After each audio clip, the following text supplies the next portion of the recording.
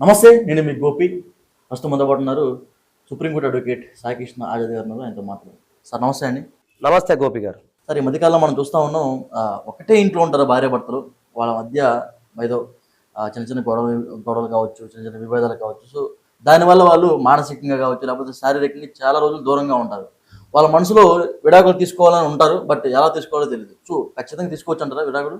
జనరల్గా ఏంటంటే డైవర్స్ అనే విషయంలో చాలా మందికి తెలియని అంశాలు ఏంటంటే, జనరల్గా ఇంటర్నెట్లో చూసినా, జనరల్గా చాట్ జీపీటీలో చూస్తే కొన్ని మీకు వచ్చే ఏంటంటే డైవర్స్కి సంబంధించిన రీజన్స్ సెక్షన్ 30లో ఉన్న రీజన్స్ మాత్రం వస్తాయి. కాకపోతే దానికి సంబంధించి క్రుయాలిటీకి సంబంధించి అనేక రకాల జడ్జిమెంట్స్ ఉన్నాయి.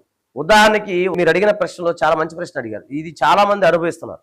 ఏంటంటే ఒకే ఇంట్లో ఉంటారు, కానీ ఒక రూమ్లో వాళ్ళు పడుకుంటారు, ఒక రూమ్లో వీళ్ళు ఉంటారు. కానీ సమాజం దృష్టిలో వీళ్ళిద్దరు భార్యాభర్తలుగా పరిగణించబడుతుంటారు. ఓకే, సో అలాంటి సమయంలో అది కూడా క్రుయాలిటీ కింద వస్తుంది. ఎలాగంటే సెక్స్కి దూరంగా ఉంటే విడాకులే అని చెప్పడం జరిగింది.